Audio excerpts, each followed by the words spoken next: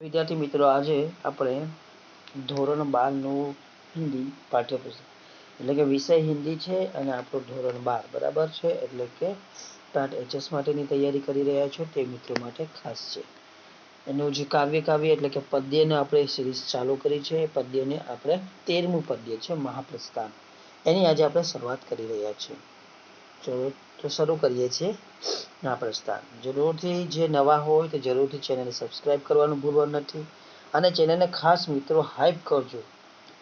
Hype કરશો તો અમારી ચેનલ વેરું ઝડપથી એને ગ્રો થશે. તો ચાલો શરૂ કરીએ છીએ. આજે 13મું છે કાવ્ય છે મહાપ્રસ્થાન. આ પદ્ય છે ને એક ખંડ કાવ્યાંશ છે. રચનાકાર કોણ છે? તો રચનાકાર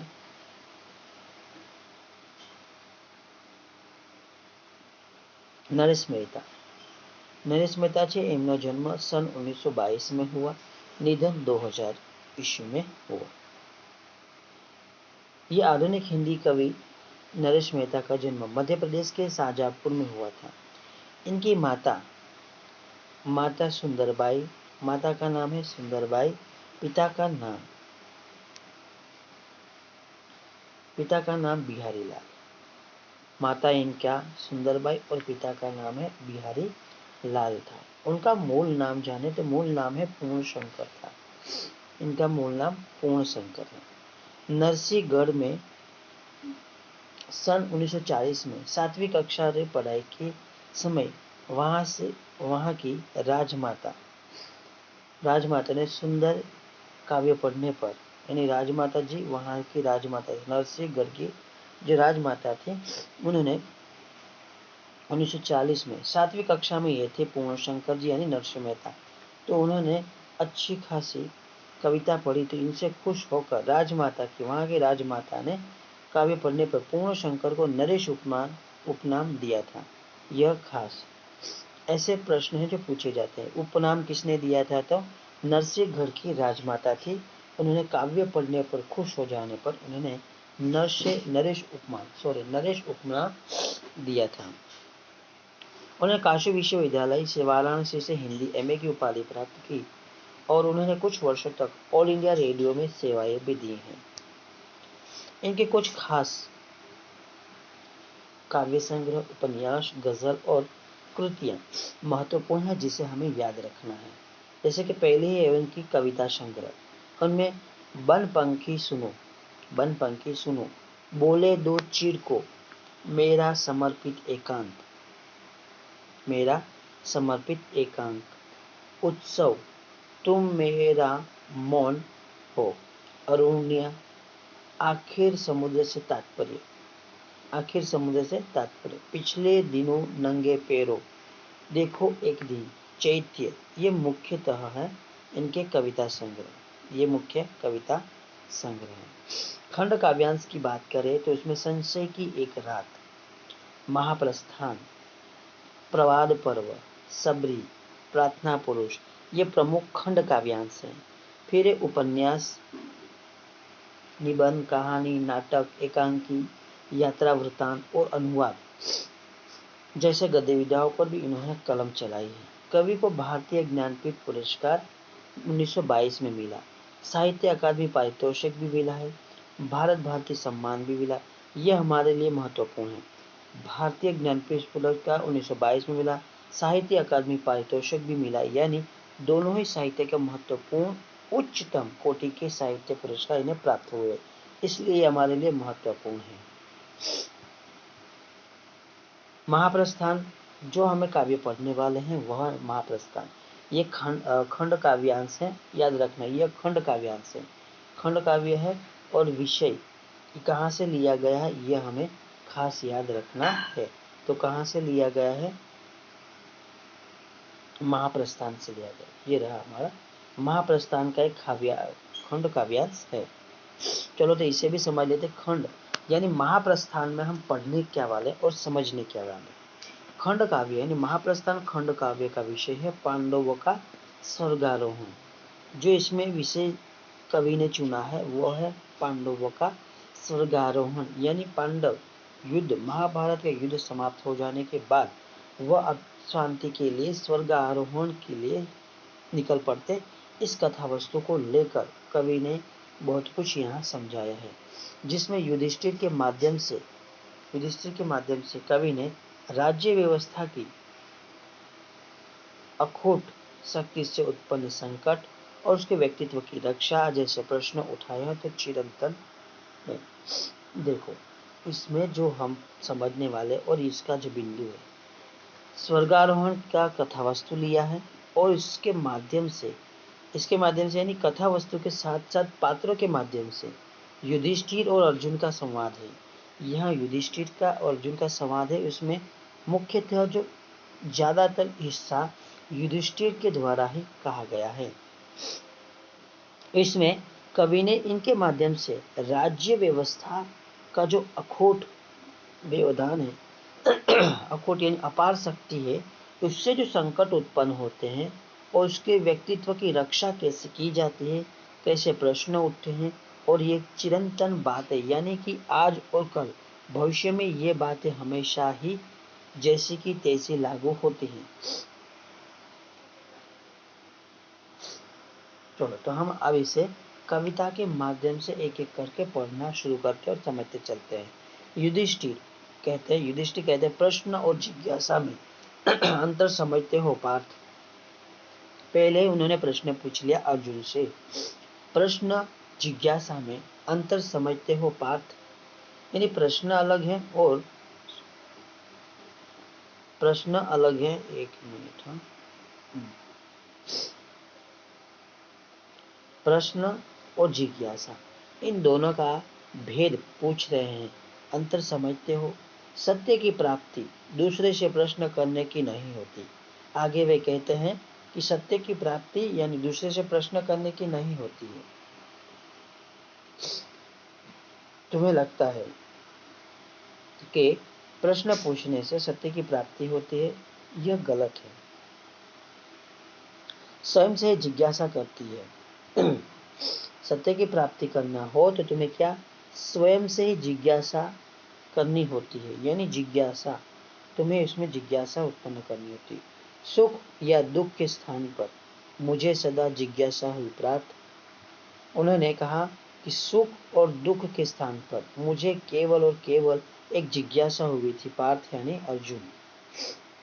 मेरे राज्य परित्याग से अवश्य ही तुम लोगों को बुरा लगा होगा, यानी युधिष्ठिर आगे कहते हैं कि मेरे राज्य परित्याग से, मैंने जो राज्य परित्याग किया है यानी राज्य को छोड़ दिया, तुम लोगों को अवश्य ही दुख हुआ होगा। मैंने मात्र शास्त्र व्यवस्था के कारण ही, शास्त्र व्यवस्था यानी शास्त्र में व्यवस्थाएं दी गई हैं अलग अलग, यानी जीवन के प्रारंभ से मृत्यु तक के 4 वर्ण है, जो इसी तरह 4 व्यवस्थाएं बनाई गई हैं। ब्रह्मचर्य, फिर वानप्रस्थान, ये अंत में संन्यास लेने की व्यवस्था, जो 4 व्यवस्थाएं दी गई हैं, तो चारों 4 व्यवस्था के कौन से शास्त्र में दी गई। ये शास्त्रार्थ व्यवस्था का ही मैं अनुकरण करना वैसा नहीं है। मैंने ही इस व्यवस्था के अधीन होकर ये वानप्रस्थान नहीं स्वीकार किया, परंतु इसके पीछे और एक वजह थी, यह मेरी वैचारिकता का निष्कर्ष था बंधु। यदि भाई, यह मेरी वैचारिकता, आमा व्याकरण से कहूँ तो वैचारिकता, एक मिनिट, ता प्रत्यय लाग्यो छे वैचारिकता, बराबर, ता प्रत्यय वैचारिकताમાં यह मेरी वैचारिकता का निष्कर्ष था बंधु, यानी आ मारी वैचार એટલે મારો પોતાનો વ્યક્તિગત નિર્ણય છે કે શાસ્ત્રાર્થ પ્રમાણે મેં કર્યું છે એવું નથી, પણ મેં મારા વિચાર એટલે કે મને આટલા અનુભવ પછી જે વૈચારિક તમારા વિચાર જે હતા એના આધીને મેં આ નિર્ણય લીધો છે, એટલે કે આ નિષ્કર્ષ સુધી હું પહોંચ્યો છું। अर्जुन ने पूछा, अर्जुन ने कहा कैसा निष्कर्ष, तेने पूछा कैसा निष्कर्ष ने कयो निष्कर्ष पर पहुंचे थे। युधिष्ठिर आगे जवाब उत्तर देते हैं, वस्तुओं से हीन होते जाने का अर्थ है व्यक्तित्व से संपन्न होते जाना।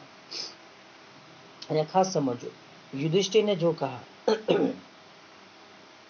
वस्तुओं से हीन होते जाने का अर्थ है, लेकिन जे वस्तुओं છે એનાથી हीन એટલે કે આપણે એ વસ્તુઓથી, વસ્તુ જે છે એ हीन એટલે કે ખરાબ છે, એનાથી આપણે ઊંધા તરફ જઈએ એટલે કે हीन, એનાથી दूर જઈએ। होते जाने का अर्थ है व्यक्तित्व से संपन्न होना, એટલે કે આપણું વ્યક્તિત્વ હજુ સમૃદ્ધ થાય છે।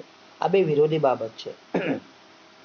તેમાં કઈ કઈ બાબત છે? તો યુદ્ધ, राज्य, साम्राज्य, संपदा, संबंध, इन सब की सीमाएं है प्राप्त। આ વાતને એટલે કે વ્યક્તિત્વ से संपन्न होना, આ વાતને હજુ પુષ્ટ કરતા એટલે કે મજબૂત બનાવતા કહે છે કે યુદ્ધ, राज्य, साम्राज्य, संपदा અને संबंध આ બધા શું છે? સીમા હે ઇનકી વિષય, એટલે કે એક સીમા એટલે કે હદ સુધી એ આપણી સાથે વિકસિત થઈ શકે, લઈ જઈ શકે છે આગળ। यही है वे कुचक्र, એ કહે છે કે यही है वे कुचक्र, એને આ કુચક્ર છે, એક ષડયંત્ર છે। કુચક્ર એટલે કે ચક્ર છે। આ ચક્ર હોય છે બરાબર, ચક્ર કેવું ગોળ હોય છે, તો અહીંથી શરૂ કર્યા ધીરે ધીરે તમે કેવા ચૂક એટલે ગોળ ગોળ ફર્યા કરો છો, તો આ એક પ્રકારનું કુચક્ર છે। તો કયું કુચક્રની વાત કરે છે? તો એ કુચક્રની વાત કરે છે આપણું કયું? તો યુદ્ધ, યુદ્ધ કરવું, પછી રાજ્યને વધારવું, સામ્રાજ્ય વધારવું, સંપદા એટલે કે મિલકત વધારવી, સંબંધ વધારવા, આ શું છે? આગળ ને આગળ વધ્યા કરે છે। યુદ્ધ સતત કર્યા કરવું પડે છે, રાજ્ય સતત વિકસિત કરવા પડે, સામ્રાજ્ય વધારવું પડે ને સંપદા પર વધારવી પડે। તો આ શું છે? એક ચક્ર છે, એમાં આપણે ફસાઈ ગયા છે। जिन्हें व्यक्ति अपने चारों ओर बुन लेता है, એટલે વ્યક્તિ શું થાય છે? આને પાછળ જ રહે છે, યુદ્ધ, साम्राज्य, संपदा, संबंध, એની પાછળ જ ચાલ્યા કરે, अपने चारों ओर बुन लेता है और फिर भी उसे सफलता की सुगंध के परिवृत्त से बाहर आना नहीं चाहता। આ સુગંધ છે ને, સફળતા की सुगंध, યુદ્ધમાં સતત સફળતા મળે, વિજય થાય, સામ્રાજ્ય સતત વધે, સંપદા સતત વધે, તો આજે જેટલી પણ સફળતા મળી છે એ પરિવૃત્ત, ફરી જો કુચક્ર અને પરિવૃત્ત બંને પર્યાય, જો પર્યાય નથી પણ એનો અર્થ એકદમ અલગ અલગ છે। પરિવૃત્ત એનો અર્થ પણ છે ને ગોળ જ થાય છે। કુચક્ર છે એટલે ખરાબ, એને ગણ્યું છે ખરાબ, આ પણ કુચક્ર, એક કુચક્ર છે પણ આ ફરિયાદ કરો છો, એમાં પરિવૃત્તિ બહાર આના નહીં ચાહતા, અને ખુશી ખુશી આ ચક્રમાં ખુશી ખુશી વ્યક્તિ બહાર આવવા માંગતું નથી, એમ કહેવા માંગે છે। ये वस्तुएं, ये सफलताएं, जो ऊपरनी वस्तु कई तो આપણે વાત કરી ગયા थे, सफलता, युद्धની समाप्ति, संपदा, तो एक दिन एक उसका पर्याय बन जाती है। एक दिन ये वस्तुएं, ये सफलताएं एक दिन उसका पर्याय बन जाती हैं। तो કયું? જે પરિવૃત્ત અને કુચક્ર છે કયું યાદ રાખીશું? તો યાદ રાખવાનું છે યુદ્ધ, વિજય, સામ્રાજ્ય, સંપદા ના સંબંધો શું છે? એ સફળતાનું એક કારણ બને છે, અને એ બધા શું થાય? પર્યાયવાચી બની જાય છે। એટલે કે યુદ્ધ, વિજય, સામ્રાજ્ય, સંપદા, સંબંધ, આ બધું શું છે? આ બધા વસ્તુ અને સફળતાના પર્યાયવાચી બની જતા હોય છે। जैसे वस्तु और सफलता के माध्यम से अमरता प्राप्त करने को ही तो तुम पुरुषार्थ और संकल्प है। तो આગળ એ અર્જુનથી પ્રશ્ન કરે છે, તો શું એને આ વસ્તુઓ જે ઉપર વાત કરી ગયા તે સફળતાઓને માધ્યમ છે, આથી તમે અમરતા પ્રાપ્ત કરનાર એટલે કે અમરતા प्राप्त કરવું હોય तो मैं पुरुषार्थ અને संकल्प कहते हो। इसे यानी पुरुषार्थ करવો संकल्पना कहते हैं। अमरता प्राप्त કરવા માટે જેટલી ઉપરની વાત થઈ ગઈ, યુદ્ધ, વિજય, સામ્રાજ્ય, સંપદા, શું આ પુરુષાર્થ એની સંકલ્પના છે એ અમરતા પ્રાપ્ત કરવા માટે યોગ્ય છે? તો એ વસ્તુને સફળતાનો પર્યાયવાચી બનાવવો પણ યોગ્ય છે, એ પુરુષાર્થ પણ યોગ્ય છે, કે સંકલ્પ પણ યોગ્ય છે? આ બધી બાબત એ સમજાય એટલે કે પ્રશ્ન કરે છે। ये दुर्ग प्रसाद, दुर्ग या प्रसाद, स्मृति भवन, चारण प्रशस्ति, चारण प्रशस्तियां,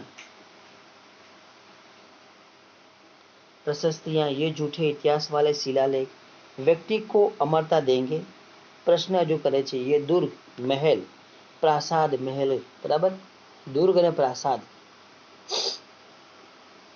પ્રાસાદનો અર્થ પણ મહેલ છે, દુર્ગ એટલે કિલ્લો, દુર્ગ એટલે કિલ્લો, બરાબર, પ્રાસાદ એટલે મહેલ છે, દુર્ગ એટલે કે મોટો કિલ્લો જે શરૂઆતમાં હોય, પ્રાસાદ એટલે મહલ, સ્મૃતિ ભવન, ચારણ પ્રશસ્તિ એટલે કે કવિઓ જે ચારણો રાખે છે ને, ચારણ પ્રશસ્તિ એટલે જે કવિઓ હોય તે શું રાજા હોય તે લોકોની પ્રશસ્તિ, સારી સારી ગીતોની કાવ્ય રચના કરતા હોય તો એના માટે જે પ્રશસ્તિઓ એ છે સ્મૃતિ ભવન, જે ભવનો છે એમાં તમારી સ્મૃતિ યાદગીરી છે એની વાત।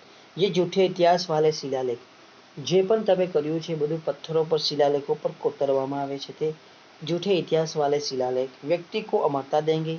क्या ये दुर्ग, प्रासाद, स्मृति भवन, चारण प्रशस्तियां, ये झूठे इतिहास वाले शिलालेख વ્યક્તિ કો અમરતા દેંગે પ્રાર્થ, એટલે કે પ્રશ્ન કરે છે કે શું આપણને અમરતા આપશે ખરા?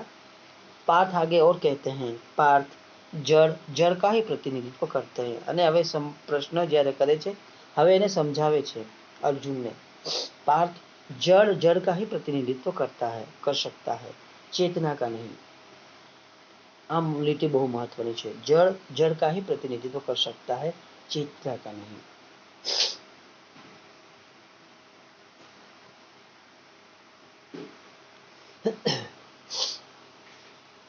એટલે કે જળ વસ્તુ છે એ શું કરે છે? માત્ર કોનું? એ પોતાનું પ્રતિનિધિત્વ કરી શકે છે। જળ વસ્તુ શું કરે? એ જળનું જ પ્રતિનિધિત્વ કરે, એ ચેતના વસ્તુ માટે પ્રતિનિધિત્વ એટલે કે એની જગ્યાએ લઈ શકતી નથી। तुम्हें बार बार कचोटती हो, तुम्हें बारंबार कचोटती है अपनी व्यवस्था कि तुम अपमानित किए गए।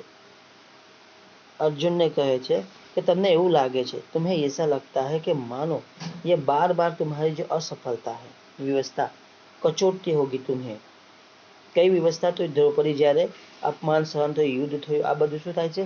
तो ये થાય છે कि यह व्यवस्था तुम्हें कचोटे दुखी करती होगी, पर तुम अपमानित किए गए, तुम्हारे स्वत्व का हनन किया गया, लेकिन तुम्हें अपमानित किया गया, तुम्हें तुम्हारा स्वत्व यानी खुद का व्यक्तित्व का हनन किया गया, न्याय प्राप्ति के लिए संघर्ष करना पड़ा होगा। तुम्हें लगता है न्याय प्राप्ति के लिए तुम्हें संघर्ष करना पड़ा, पर पार्थ पर सोचो, पार्थ सोचो तुम कभी उन विचारधारा यानी वो सामान्य व्यक्तित्व की तुलना करते हुए कहते हैं कि अर्जुन तुम्हें लगता है, हे अर्जुन तुम्हें लगता है कि समझो जड़ जड़ का ही प्रतिनिधित्व कर सकता है, चेतना का नहीं। तुम्हें लगता है, तुम्हें बार बार ये कचोटा ये दुख होता है कि तुम्हारी व्यवस्था तुम्हें विवश बनाया गया, तुम्हारी व्यवस्था के कारण तुम्हारा अपमान किया गया, तुम सबका तुम्हारे सभी के व्यक्तित्व का अपमान किया, व्यक्तित्व का हनन किया गया, न्याय प्राप्ति के लिए तुम्हें संघर्ष करना पड़ा, साम्राज्य प्राप्ति के लिए संघर्ष करना पड़ा। पर पार्थ सोचो, हे पार्थ सोचो कभी उन विचारहारा, अब आगे कहते हैं समझाते हैं कि है कभी उन विचारहारा साधारण जनों के बारे में सोचो। विचारहारा, विचारहारा यानी किसी जिसकी भावना का कोई महत्व नहीं। विचारहारा यानी विचारहारा साधारण जनों के बारे में, साधारण जन यानी जिसके विचारों का कोई महत्व नहीं होता, जिसके विचार को कभी कहाँ स्थान भी प्राप्त नहीं होता, ऐसे विचारहारे जन यानी सामान्य लोगों के बारे में सोचो जो सदा अपमानित होते रहे हैं। तुम एक बार हुए, पर ऐसी जनता तो बार बार रोज दिन प्रतिदिन अपमानित होते रहते, जिनका स्वत्व हरण किया जा चुका है। हमारे ये दीप्त साम्राज्य में, हमारे ये दीप्त यानी हमारा जो चमकीला ये देदीप्यमान जो साम्राज्य है, इसमें ये हो चुका है। अन्याय के अभ्यस्त वे नहीं जानते, और हमारे साम्राज्य में ये हुआ है, और जो अन्याय करने वाले हैं ये अभ्यस्त हो चुके हैं। क्या? ये अन्याय करने के बारे में, स्वत्व का हनन करना, व्यक्तित्व का हनन करना, ये अन्याय करने के लिए अभ्यस्त है। वे नहीं जानते कि न्याय भी कुछ होता है। जो अन्याय करता है वो अभ्यस्त यानी इस अन्याय करने की बात में प्रावीण्य हो चुका है, अभ्यस्त हो चुका है, इसलिए ये न्याय के बारे में कुछ भी नहीं जानता। प्रत्येक यानी हर एक युद्ध जिसमें एक राज्य जन्म लेता है, यानी जब जब युद्ध होता है तब तब एक नए राज्य का जन्म होता है। कितनी स्त्रियों को विधवा यानी जब जब युद्ध होगा, अन्याय होगा, तब एक नया राज्य बनेगा, और उस राज्य के बनने की जो परिस्थितियां बनती हैं, इसे राज्य बनने से पहले क्या क्या होता है, तो आगे कहते हैं कि युद्ध होने पर एक नया राज्य बनता है, पर उससे पहले इस युद्ध में कितनी स्त्रियां विधवा हो जाती हैं, कितने बच्चे अनाथ कर दिए अनाथ हो जाते हैं, और वे जीवन संघर्ष में दिशाहीन हो जाते हैं। जब ये इनके पास कोई नहीं, उनका कोई आधार नहीं होता, तो ये स्त्रियां यानी विधवा स्त्रियां और अनाथ बच्चे अपने जीवन संघर्ष में दिशाहीन यानी इन्हें कोई दिशा योग्य मार्गदर्शन यानी कोई दिशा ही नहीं मिलती, और दिशाहीन हो जाते हैं और बाध्य हो जाते हैं। सव्यसाची तुम सोचो, सव्यसाची यानी दोनों हाथ सव्यसाची यानी दोनों बाएं और दाएं दोनों हाथों से धनुर्विद्या यानी धनुष चलाने का, बाण चलाने का अभ्यस्त। इसे अर्जुन को ही दिया गया नाम है सव्यसाची। तुम्हारे कृष्ण ने ही तो कहा था, यानी तुम्हारे श्री कृष्ण ने ही तो कहा था, युद्ध के उपरांत समाज में वर्ण संकरता बढ़ जाती है।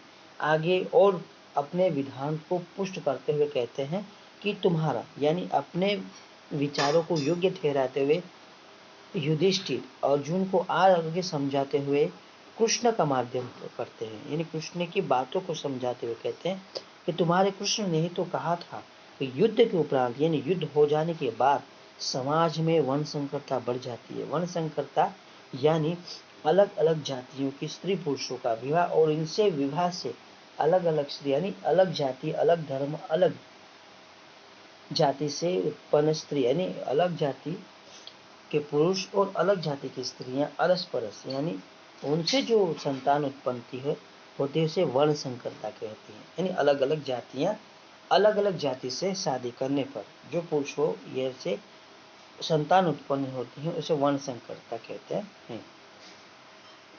उस दिन की कल्पना करो जब इस पृथ्वी पर कुल गोत्रहीन वर्ण संकरता ही विचरण करेगी।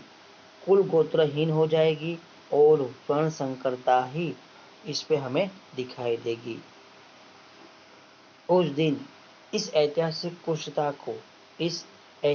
कुष्ठता यानी कुष्ठता का अर्थ कुष्ठता यानी खराब बातें, कुष्ठता का अर्थ होता है खराब बातें, यानी इस कुष्ठता यानी पुत्रहीन हो जाने की जो कोढ़ की स्थिति है यह दयनीय स्थिति कुष्ठता यानी कुष्ठ रोग का ग्रसित होना यानी ऐतिहासिक यानी इतिहास यानी इन्होंने जो वर्ण संकरता को कैसा माना है, कुष्ठ यानी कुष्ठ रोग से भयावह माना है। तो ऐसे भयावह कुष्ठ रोगिता को कौन उत्तरदायी होगा और इस वर्ण संकरता के रोग का उत्तरदायी कौन होगा अर्जुन, कौन उत्तरदायी होगा। आगे कहते हैं आज नहीं तो कल, आज नहीं तो कल यानी आज नहीं तो कल राजा से अधिक कठोर हो जाएंगे ये राज्य, और एक दिन ऐसा भी आएगा कि राजा जितना कठोर होगा इससे भी कठोर होगा राज्य। राज्य की व्याख्या इन्होंने क्या की है, राज्य की व्याख्या होती हो तो राज्य कौन सा, तो राज्य राजा से बनेगा, प्रजा से बनेगा। राज्य कौन से, तो राजा और प्रजा दोनों से बनती है। जब वर्ण संकरता बढ़ेगी, कहने का अर्थ है कि जब वर्ण संकरता बढ़ेगी तो राजा जितना कठोर होगा उससे तो अधिक उसकी प्रजा यानी राज्य होगा जिसमें वर्ण संकरता सबसे ज्यादा होगी और वे एक दूसरे के प्रति न्याय नहीं कर पाएंगे। और सुदूर भविष्य में और उससे भी आगे चलकर सुदूर भविष्य में राज्य से भी अधिक अमानवीय हो जाएगी यह राज्य व्यवस्था। और इस व्यवस्था जो वर्ण संकरता की व्यवस्था होगी, इस राज्य में वर्ण संकरता बढ़ेगी। तो वर्ण संकरता कैसे बढ़ेगी, तो राज्य में जो व्यवस्था होगी वो किसके अधीन होगी, तो राज्य में व्यवस्था होगी वर्ण संकरता के अधीन होगी। तो ये वर्ण संकरता होगी यह सबसे अमानवीय हो जाएगी। इनके दो आधार स्तंभ होंगे, युद्ध और आतंक। आगे समझे, उसके दो आधार स्तंभ होंगे, युद्ध और आतंक। युद्ध करना और आतंक मचाना, जिनका शिलान्यास यानी इसकी शुरुआत, शिलान्यास यानी शुरुआत कहा था, मनुष्य की आदिम प्रवृत्तियां बारंबार करती आई हैं।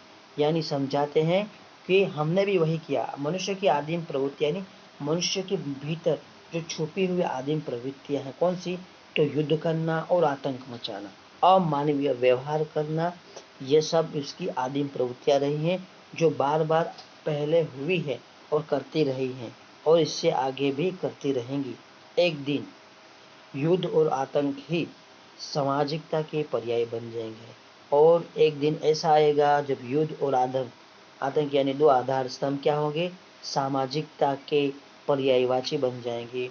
यानी युद्ध और आतंक मचाना ही सामाजिकता होगी, यानी समाज होगा। यानी एक साधारण सा नियम बन जाएगा क्या, युद्ध करना और आतंक करना ही एकमात्र सामाजिक रिवाज हो जाएगा। युद्ध में हमने कौरवों को हराया और आतंक के बल पर तुमने, युद्ध में हमने कौरवों को हराया और आतंक के बल पर तुमने, आगे कहते पांडव साम्राज्य का राजकोष बढ़ाया। हमने भी वही तो किया है, पांडवों को हराया और अपने बलबूते पर अपनी शक्तियों के माध्यम से पांडव साम्राज्य का कोष, राजकोष, जिसमें हमने संपदा बढ़ाई, पार्थ हमारे इन अमानवीय कृत्यों को के ही ऐतिहासिक निष्कर्ष निकलने की, हमारा ये कृत्य भी कैसा है, अमानवीय कृत्य है, यही तो ऐतिहासिक निष्कर्ष निकलने की अर्जुन से श्रेष्ठ कोई योद्धा नहीं। इसे यही श्रेष्ठ उदाहरण ऐतिहासिक निष्कर्ष निकलता है कि अर्जुन से श्रेष्ठ कोई योद्धा नहीं और युधिष्ठिर से ही एकमात्र चक्रवर्ती सम्राट है।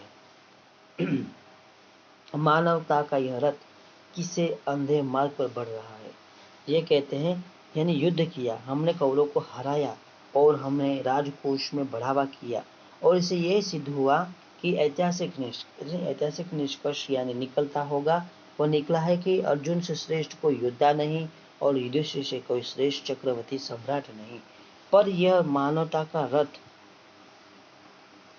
हमारे जो रथ है हमने अच्छे के लिए किया था, पर यह मानवता का जो रथ है वो किस अंधे मार्ग पर चल पड़ा, यानी वह अभी हम चल पड़े अंधे मार्ग पर चल पड़े।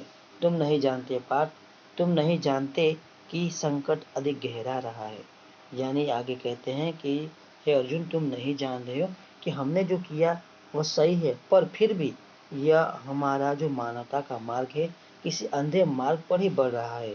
तुम नहीं जानते पार्थ, तुम नहीं जानते कि संकट अधिक गहरा हो रहा है, यानी ये अब संकट और ज्यादा अधिक गहरा हो गया है, क्योंकि ये कुचक्र है, कहा था ना, कुचक्र दुष्चक्र है, यानी युद्ध करना और आतंक करना, यही एक दो सामाजिकता बनेंगी, यही दो आधार स्तंभ बनेंगे, और यही दो आगे निरंतर कुचक्र चलता ही जाएगा।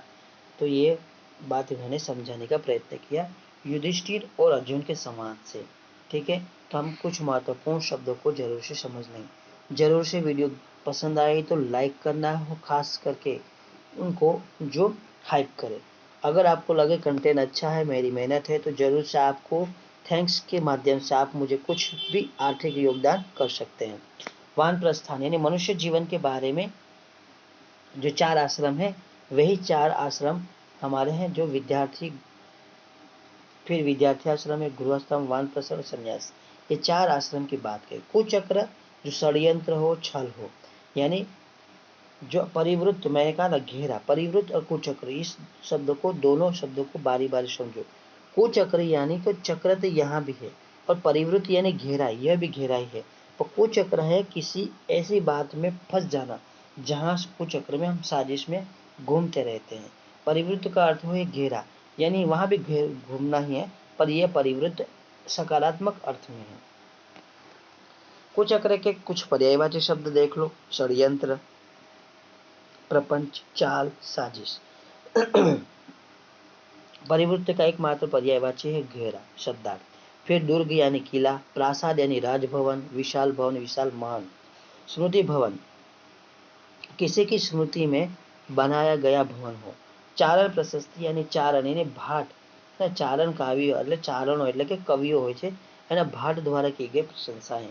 कचोटना या चुभना, अंदर ही अंदर दुख होना। विचारहारा, जिनके विचार शक्तिहीन, शक्ति यानी जिनकी विचार शक्ति छीन ले गई, जो विचारने के योग्य रहे नहीं हो, ऐसे व्यक्ति की बात कही गई। सव्यसाची यानी अर्जुन का ही नाम है, सचिन का सव्यसाची अर्जुन का ही यानी दूसरा नाम, इसे दी गई उपमा है। अर्जुन दोनों हाथों से बाण चला सकते थे, इसलिए इन्हें नाम पड़ा सव्यसाची। वर्ण संकरता यानी दो भिन्न भिन्न जातियों के स्त्री पुरुषों द्वारा संतान के उत्पन्न होने की स्थिति। शिलान्यास यानी नींव डालना, सिराई शुरुआत करना। अब हम स्वाध्याय कर लेते हैं। जो स्वाध्याय यानी निम्नलिखित प्रश्नों के उत्तर दीजिए, यानी वैकल्पिक व्यवस्था है। युधिष्ठिर ने मात्र शास्त्र व्यवस्था के कारण ही क्यों नहीं स्वीकार किया? वानप्रस्थान, गृहस्थ, संन्यास और वृद्धावस्था, यह आपको प्रश्न के उत्तर देने हैं। चलो कमेंट कीजिएगा। युधिष्ठिर ने मात्र शास्त्र व्यवस्था के कारण ही क्यों नहीं स्वीकार?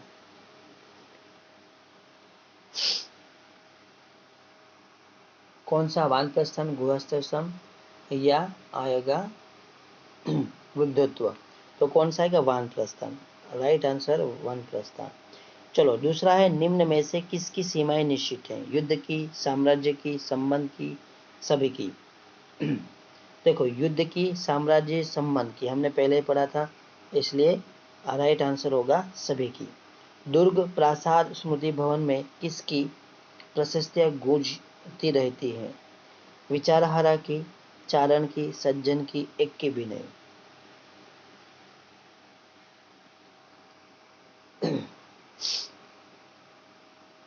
तो चारण की कौन सी प्रशस्तियां गूंजती है? चारण की प्रशस्तियां गूंजती रहती हैं।